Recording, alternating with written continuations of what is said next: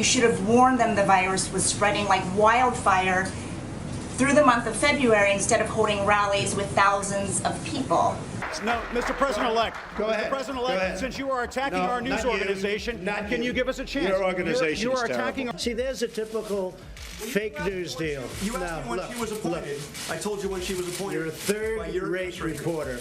Who doesn't need a drama, especially when it comes to media reporters. Enabling media reporters to record rude exchange and make bold highlights of the day seems to be a casual entertainment for former President Donald Trump. Hello, viewers. We are here with another shocking news of the day for you.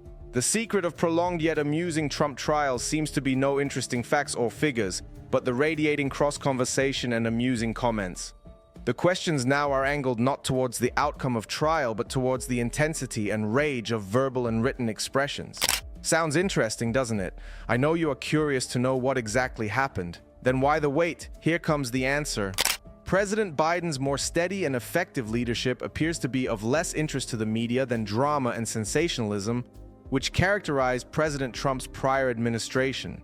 Because of their predilection for dramatic stories, the media distorts the truth about Biden, who prioritizes accomplishing goals over creating unnecessary drama. Because of this penchant for sensationalism, the media frequently underreports and undervalues Biden's accomplishments and style of government, preferring to highlight the administration's lack of showiness in comparison to the last one. Is that okay? Don't say that I cut it short. They'll say he... That's right, it could be almost tomorrow. But you know what? In the meantime, I'm sure people are enjoying it. It's an incredibly dark topic, an incredibly horrible topic, and it's incredibly interesting. During the reign of Donald Trump, media was full with controversy and dramatic exchanges.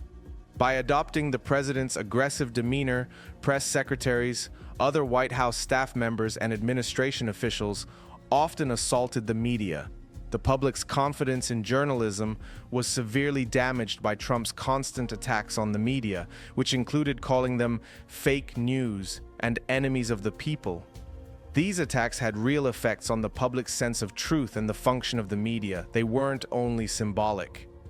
The nation's differences were deepened, and the fundamental values of truth and accountability were undermined by the administration's continuous assault on the news media's objectivity, as well as by Trump's widespread dissemination of verifiable incorrect statements and promotion of disproven conspiracy theories. To retaliate against the media for their critical coverage, Trump implemented a number of extreme actions. He personally pushed for revisions to libel laws to make it simpler to sue media companies and called for boycotts of news organizations he considered to be unfavorable. In order to win re-election, he even filed libel actions against prominent media organizations including CNN, The Washington Post, and The New York Times based on the views of their columnists and writers. In addition, Trump made an attempt to withdraw the press credentials of journalists and news organizations whose articles and inquiries he disagreed with. This action was sharply condemned as a violation of press freedom. In an attempt to impose pressure and control over their reporting, he even backed federal government meddling in the affairs of major television networks and media outlets like CNN and The Washington Post. Said, quote, he should really set an example by speaking English in the United States. What's wrong with speaking Spanish? Well, I think it's wonderful and all, but I did it a little bit half-heartedly, but I do mean it to a large extent. We have a country where to assimilate, you have to speak English. Wait a second. Eight times, or at least once, in regards to the president specifically. Hold on a second. Not what you should be able to answer by this point. President Biden, on the other hand, is shown as a leader who quietly gets the job done without causing daily conflict. The media, which feeds off of dramatic stories, finds this lack of drama frustrating. Press Secretary Jean-Pierre is a prime example of this calmer, more businesslike style. Even under extreme pressure, she refuses to give personal information to the media and responds to questions about herself with grace. The more chaotic and acrimonious news conferences that were typical under Trump's administration are a sharp contrast to this professionalism.